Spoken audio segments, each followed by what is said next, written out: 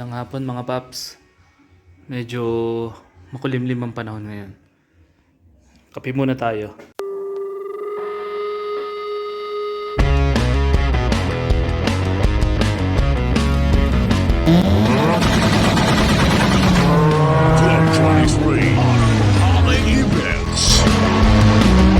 So last week, nilinis natin itong mga mot-mot natin. Tsaka itong mga chikot. Ngayon naman, lilinisin natin yung interior. Pero kape muna tayo. Muna natin itong ating EG. Sprayan muna natin itong mga yan, foam wash. Para talagang luminis at mabango. Tapos gamit tayo mga paps ng ganitong klase na franela. Yan. Para absorbent siya.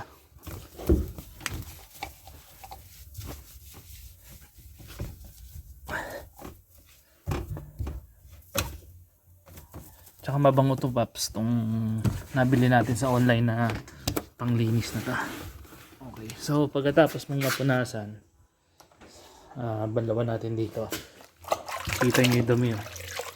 Ayun o, grabe sa dumi. Dumi o. Sabay na rin natin dito sa likuran. Sabay natin lahat yan.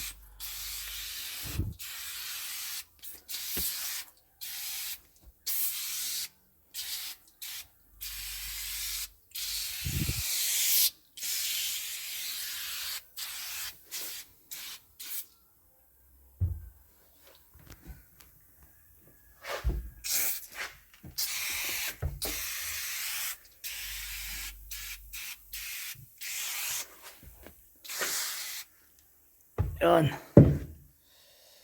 Mabula. Tapos punasan uli natin ng franela. Ito. Tapos banlaw. Ganun lang. Paulit-ulit lang na ganun. Hanggang luminis mga paps. Alright. Ayun. Pagkatapos na mapunasan ng franela, ito naman. Chamwa. Chamois naman mga paps. Para malinis na malinis talaga. Yun o. Okay. So yan. Medyo basa yung loob. So yan muna natin siya naka-open lang. Total may garahe naman tayo. Yan, all goods lang siya. Yan o. So yan, malinis na. Nag-amag kasi mga paps. So ngayon hindi na siya amoy amag. Amoy malinis na siya. Sana all. Nag-amag kasi mga papi. Hindi na amoy nalumlum. Okay. Tayo sa labas. Yun. So next naman natin tong EK natin. Pero higupin muna natin tong kape natin mga paps.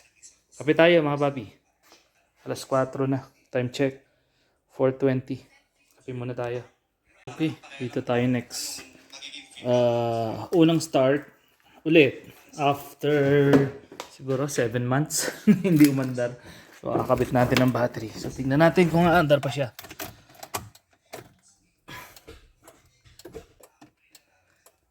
Okay, isa na lang gumagana. Dito.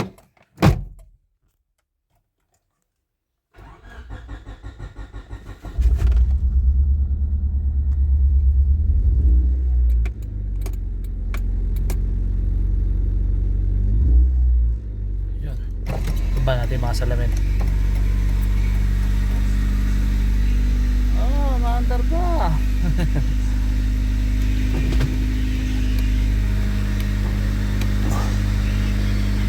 Yun o. Okay.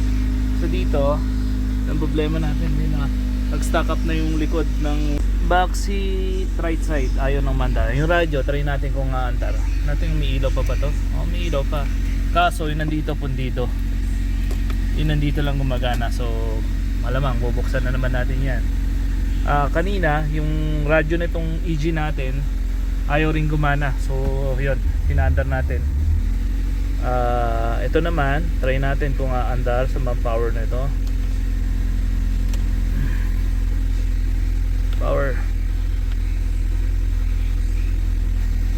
umandar siya. Yun, no? Umandar. Nice.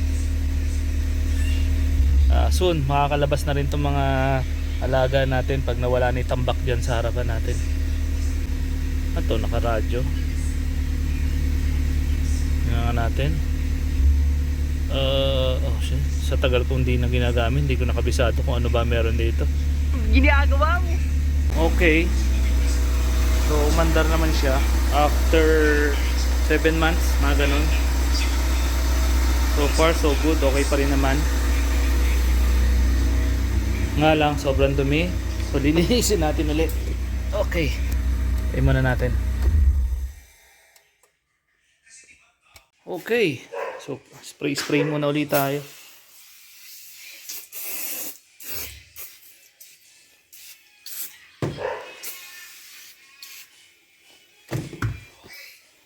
Kunin natin yung granela ulit.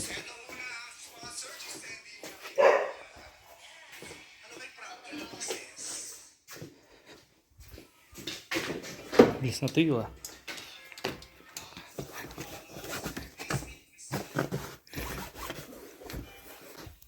Amag din. Nung ginarahin natin ito mga pops, nilinis muna natin to eh. Pero sa katagalan ulit syempre, inamag na naman. Kaya ganun talaga. Pag magsasawang maglinis ng sasakyan sa gilid.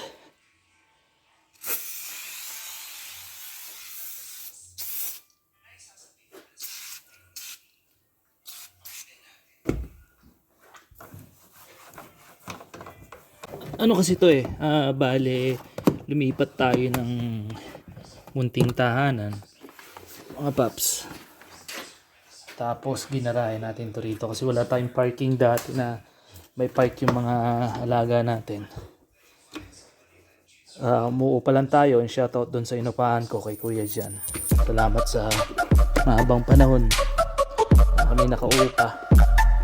Saka kay Sir Jose, umuupa ako ng parking sa kanya, sa kanyang shop. Okay. Ito pa. Yan o. Yan yung dumi, Paps o. Kita nyo? Grabe sa dumi o. Okay. So itong dashboard.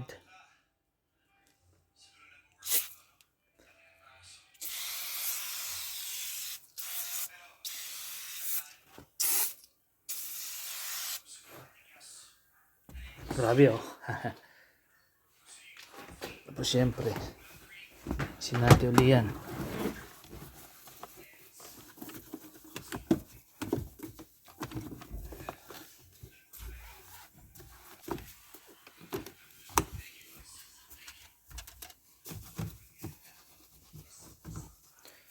Ito papi oh. Yan yung sinasabi ko. Inamag ng sobra. Pagka napabayaan yan, kakainin niya yung ano na yan, yung fabric na yan. Kaya talagang kung hindi nagagamit ang sakyan, malimit na chine-check at nag-aamag. Mag-aamag at mag-aamag talaga yan.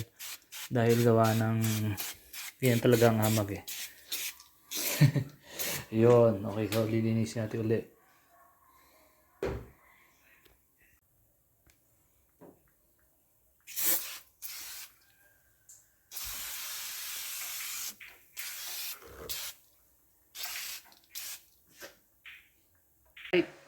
Alright, so ito na mga paps, nalinis na natin. Yung engine nalinis na natin, dati pa yan eh. So dito tayo, ayan, malinis na yung ating dashboard. Malinis na ating upuan, mabango na rin. Hindi na amoy amag. Medyo basa lang kasi ano, yung foam wash na nilagay natin. Ito na siya. Malinis na rin sa likod.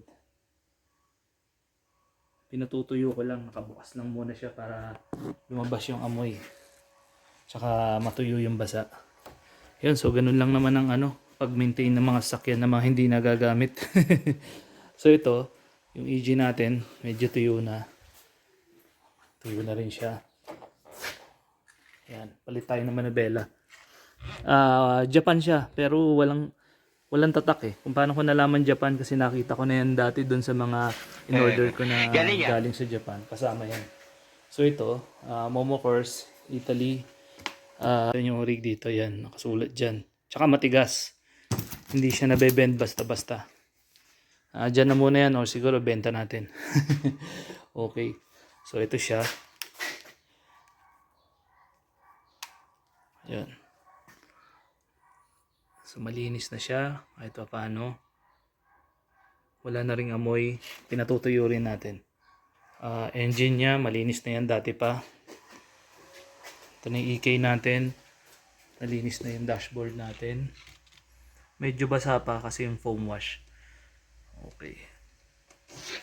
Tapos ganun din sa likod. Malinis na natin dito sa likod.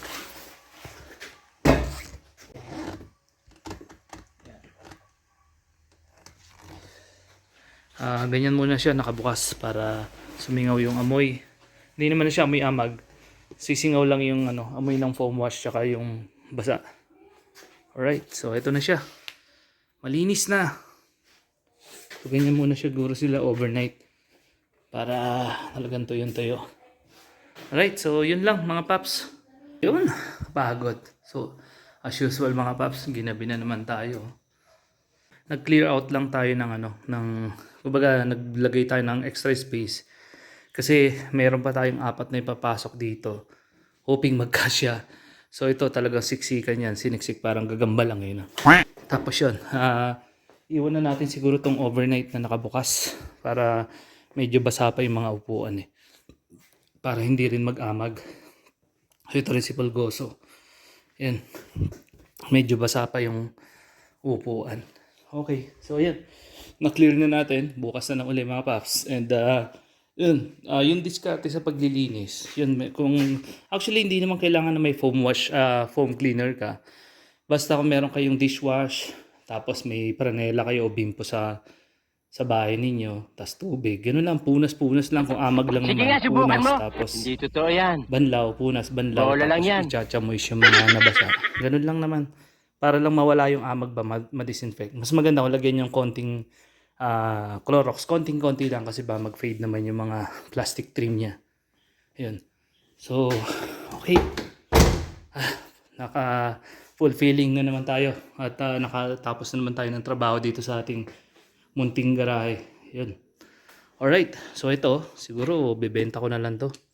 Masyado ng maraming pyesa rito na hindi ko na matandaan kung saan nanggaling. Saan nakalagay. Medyo mahirap din. Alright. So yun mga papi. Dating gawin po. Kung nagustuhan niyo yung video natin, syempre, like, comment, share, and subscribe, and papi power. Hi. Good night.